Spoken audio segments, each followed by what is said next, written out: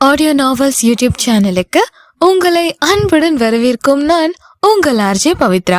அத்தியாயம் 54. வெளியே சென்றிருந்த கீர்த்தனாவின் தந்தை தர்மதுரை வீட்டிற்கு வரவும் அவருக்கு தண்ணீர் கொண்டு வந்து கொடுத்துவிட்டு மகேஸ்வரி வந்து கீர்த்தனாவை கார்த்திக்கிற்கு பொண்ணு கேட்ட விஷயத்தை கூறினார் பார்வதி. அதை கேட்ட தர்மதுரை, முதல்ல ஒரு பொண்ணு கல்யாணம் நல்லபடியா நடக்கட்டும், அப்புறம் பாத்துக்கலாம் என்றார். ஏன், பையன் நல்ல பையன் தானே என்று கேட்டார் பார்வதி. பையன்லாம் நல்ல பையன்தான், ஆனா கீர்த்தனாவுக்கு படிப்பு இன்னும் முடியலல்ல என்றார் தர்மதுரை.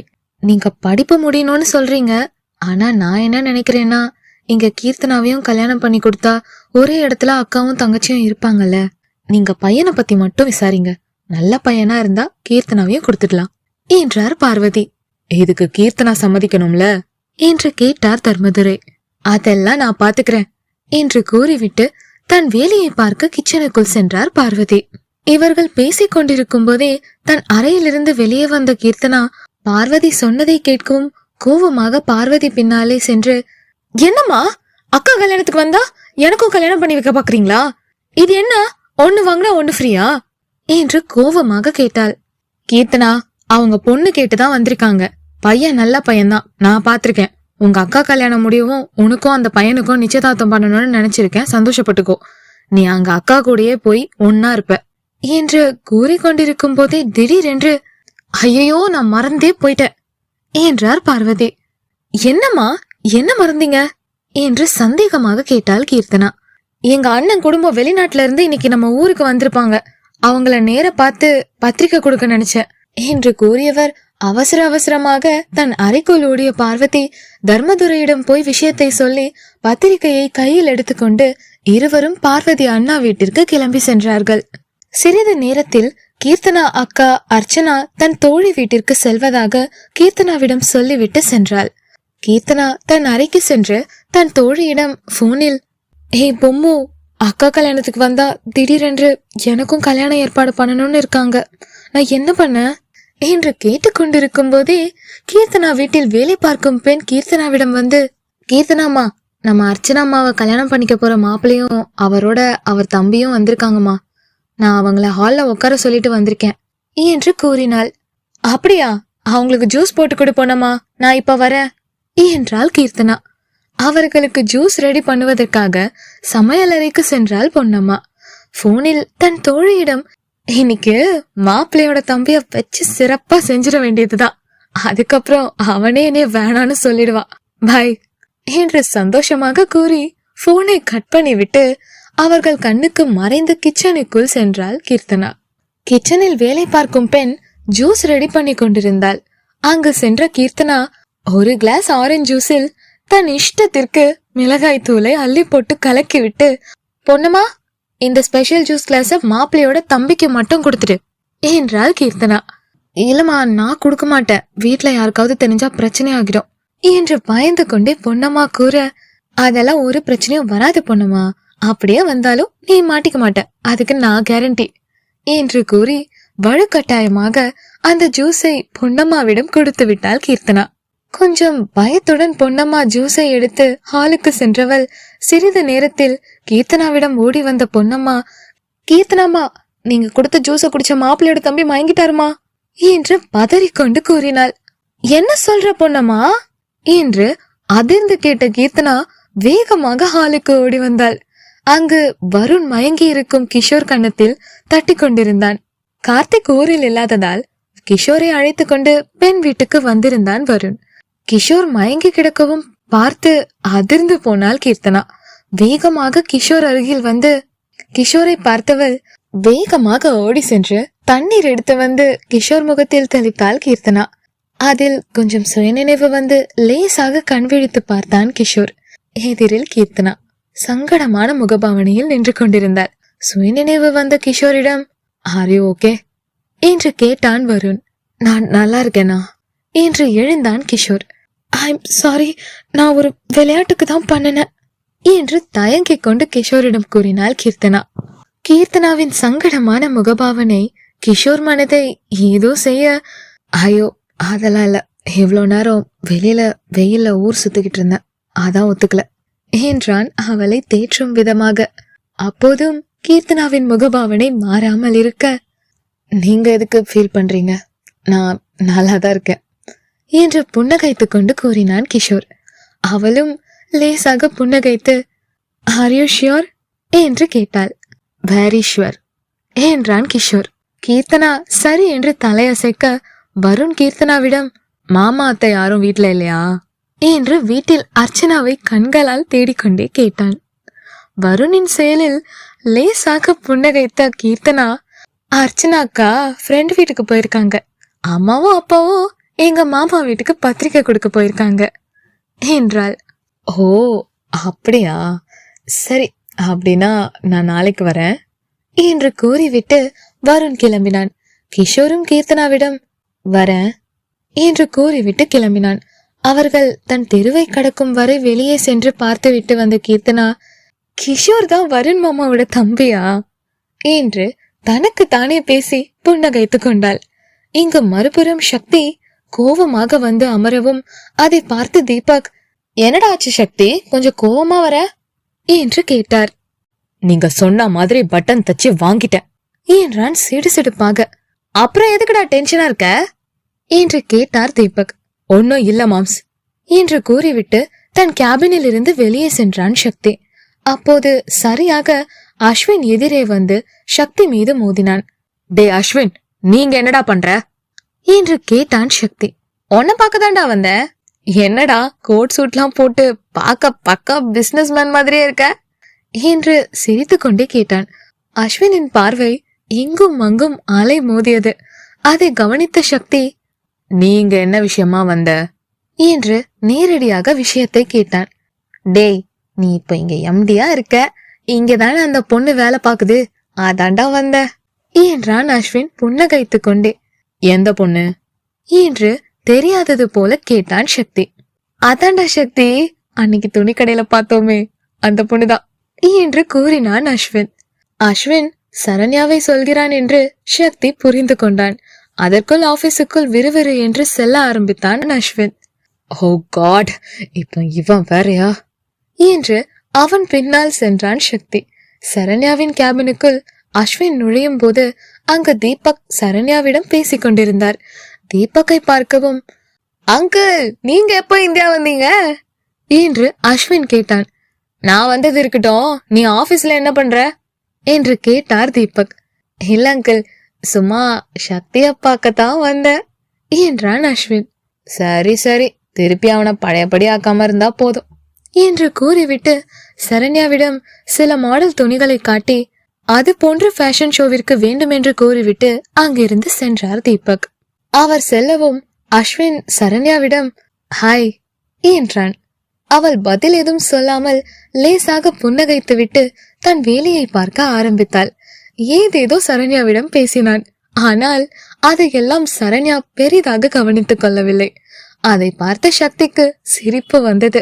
அரை வாசலில் நின்று சரண்யாவையும் அஸ்வினையும் பார்த்து கொண்டிருந்த சக்திக்கு போன் வரவும் பேசிக்கொண்டே சற்று தூரம் சென்றான். சிறிது நேரத்தில் வெளியே வந்த அஸ்வின் சரண்யா ஸ்கூட்டியை தேடினான். அதை பார்த்த சக்தி பார்க்கிங் இடத்திற்கு சென்று அஸ்வினிடம், டே அஸ்வின், இங்க என்னடா, என்ன பண்ற என்று கேட்டான் சக்தி. ஏண்டா, இதுல சரண்யா ஸ்கூட்டி எதுடா என்று கேட்டான். அவளிடம் இவ்வளவு நேரம் பேசியதில் அவள் பெயர் மட்டும் தெரிந்து கொண்டான் அஸ்வின். புருவம் நெறித்து அஸ்வினை பார்த்தான் சக்தி. டே சக்தி, சொல்லுடா என்றான் அஸ்வின். இதோ இந்த ப்ளூ கலர் ஸ்கூட்டி தான், ஏன் கேக்குற என்று கேட்டான் சக்தி. தேங்க்ஸ்டா என்று சொல்லி அஸ்வின் வேகமாக சரண்யா ஸ்கூட்டி அருகில் சென்று ஒரு டயரை சிறு கூர்மையான கம்பி போன்ற ஆயுதத்தை எடுத்து பஞ்சர் ஆக்கினான். அவன் ஏற்கனவே முன் ஏற்பாட்டோடுதான் வந்திருந்தான். டே அஸ்வின், என்னடா பண்ற என்று கோவத்தில் கத்தினான் சக்தி. டேய், கத்தி காட்டி கொடுத்துடாதரா, நீ கொஞ்ச நேரம் பொறுமையா இருந்து பாரு என்று புன்னகைத்து கொண்டே கூறிவிட்டு வா என்று சக்தியை அழைத்து கொண்டு ஆபீஸுக்குள் சென்றான் அஸ்வின். சரண்யா வந்த வேலையை முடித்துவிட்டு வீட்டிற்கு செல்வதற்கு வெளியே வந்தாள். அதை பார்த்த அஸ்வின் தானும் வெளியே வந்தான். சரண்யா தன் ஸ்கூட்டியில் சாவி போடும்போது கவனித்தாள். ஒரு டயர் பஞ்சர் ஆகி இருந்தது. ஐயோ, இது வேறையா இப்போ இங்க இருந்து மெக்கானிக் ஷாப் தூரமாச்சே, பஸ்ல தான் போகணுமா என்று யோசித்துக் கொண்டிருந்தாள் சரண்யா. அப்போது எதுவும் தெரியாதது போல் வந்த அஸ்வின் சரண்யாவிடம், என்னங்க இன்னும் போகலையா என்று சிரித்து கொண்டே கேட்டான். ஏதோ போகணும் என்று தன் ஹேண்ட்பேக்கை ஸ்கூட்டியிலிருந்து எடுத்துக்கொண்டு கிளம்ப போன சரண்யாவிடம், ஏங்க ஸ்கூட்டி என்னாச்சு என்று தெரியாதது போல கேட்டான் அஸ்வின். அது ஒரு டயர் பஞ்சர் ஆகிருக்கு, அதான் பஸ்ல போலாம்னு கிளம்புற என்றாள் சரண்யா. ஐயோ என்று சோக முகபாவனை செய்தவன், சரி வாங்க நான் உங்களை போற வழியில டிராப் பண்ணிட்டு போறேன் என்றான் அஸ்வின். இல்ல பரவாயில்லங்க, நான் போய்க்கிறேன் என்று கூறினாள் சரண்யா. இந்நேரத்துல பஸ் கூட இல்ல, வாங்க நான் உங்களை டிராப் பண்றேன் என்று விடாப்பிடியாக கூப்பிட்டான் அஸ்வின். தீனா ஞாபகம் சரண்யாவுக்கு வர தனியாக செல்ல பயமாக இருந்தது அவனுக்கு. அதனால் சரி என்று கூறினாள் சரண்யா. சிரித்து கொண்டே தன் கார் சாவியை எடுத்துக்கொண்டு கார் கதவை திறக்க போன அஸ்வின் அப்போதுதான் பார்த்தான், அவன் கார் டயர் 4மே பஞ்சர் ஆகி இருந்தது. ஐயோ, யாருடா இந்நேரத்துல இப்படி பண்ணுனது? என்னோட எதிரியா இல்லைன்னா வேற எவனும் இந்த பொண்ணு மேல ரொம்ப பைத்தியமா இருக்கானா என்று நினைத்து திரும்பி பார்த்தான். அப்போது சரியாக சக்தி பின்னாடி வந்து, என்ன ஏதாவது பிரச்சனையா என்று அஸ்வின் முகபாவனை பார்த்து புன்னகைத்துக் கொண்டே கேட்டான். அஸ்வின் காரின் 4 டயர்களையும் பஞ்சர் ஆக்கியதே சக்தி தானே. டே சக்தி, என்னோட கார் பஞ்சர் ஆகிடுச்சுடா, நீ உன்னோட காரை கொடுடா, நான் கொஞ்சம் வெளியில போயிட்டு வந்து கொடுத்துறேன் என்றான் அஸ்வின். நானும் தான் கொஞ்சம் வெளியில போகணும், வாங்க நான் உங்க 2 பேரையும் டிராப் பண்றேன் என்று கூலாக கூறினான் சக்தி. இந்த கார் மாதிரி சக்தியும் பழி வாங்குறானே என்று மனதில் சக்தியை வறுத்தெடுத்த அஸ்வின் சக்தியிடம், சரிடா என்றான். சரண்யா எதுவும் சொல்லாமல் நின்று கொண்டிருந்தாள். மிஸ் சரண்யா வாங்க என்றான் சக்தி. யோசித்துக் கொண்டே நின்று கொண்டிருந்தாள் சரண்யா. சக்தி கார் பின்னால் இருக்கும் கதவை திறந்து, யோசிக்காதீங்க வாங்க சரண்யா என்றான். சரி என்று தலையை லேசாக அசைத்து விட்டு சென்று பின்னிருக்கையில் அமர்ந்தாள் சரண்யா. கார் கதவை அடைக்க சென்ற சக்தி அப்போதுதான் கவனித்தான், சரண்யா தாவணி நுனிப்பகுதி காருக்கு வெளியே வந்து இருந்தது. அதை எடுத்து, சரண்யா உங்க துப்பட்டா என்று அவளிடம் கொடுத்தான் சக்தி. ஓ தேங்க்ஸ் என்று கூறி தாவணியை வாங்கி கொண்டவள் கொஞ்சம் உள்ளே நகர்ந்து அமர்ந்தாள்.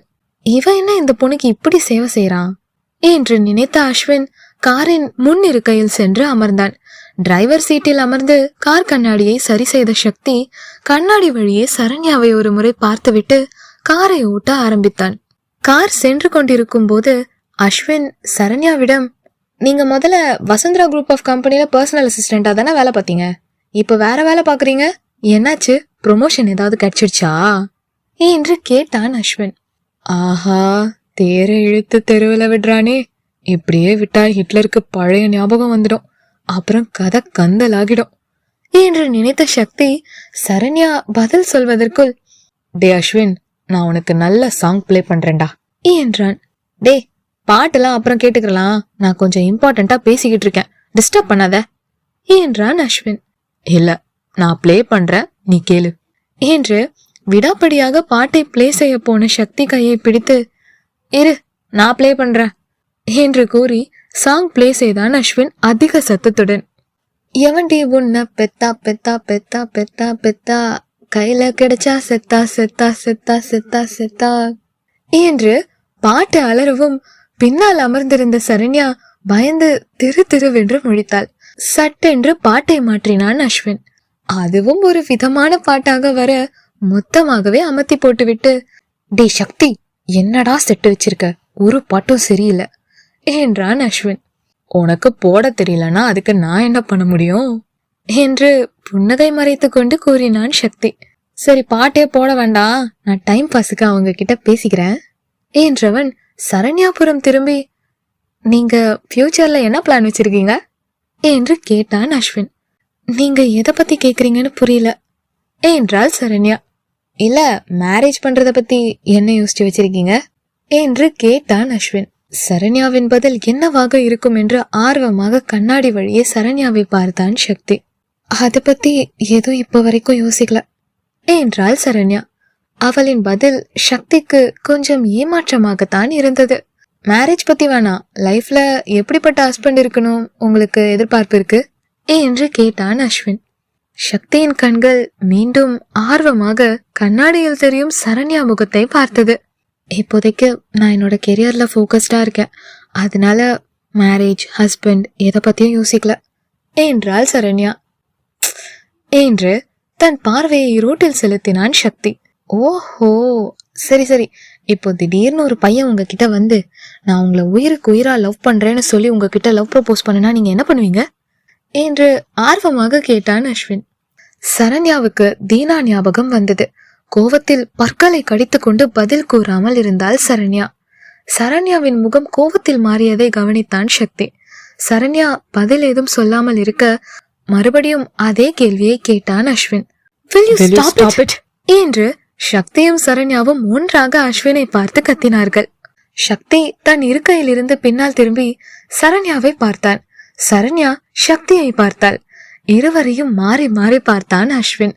டே, ரோட்ட பார்த்து ஓட்டுடா என்றதும் சுயநினைவுக்கு வந்த சக்தி, என்னடா லூசு மாதிரி கேள்வி கேட்டுக்கிட்டு இருக்க என்று அஸ்வினிடம் கோபமாக கேட்டான். எது லூசா என்று சக்தியை ஏற இறங்க பார்த்த அஸ்வின், நான் இதுக்கு பதில் அப்புறம் சொல்றேன் என்று கூறினான். சிறிது தூரத்தில் சரண்யாவின் பொட்டிக் வந்தது.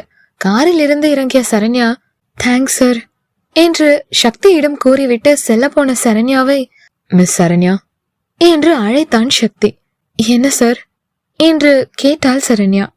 நான் உங்க ஸ்கூட்டியை சரி பண்ணி வீட்டுக்கு அனுப்பி வச்சிடறேன் என்றான் சக்தி. சரி என்று தலையை மட்டும் அசைத்துவிட்டு தன் பொட்டிக்கிற்கு சென்றாள். சக்தி காரை வளைத்து ஆபீஸுக்கு சென்றான்.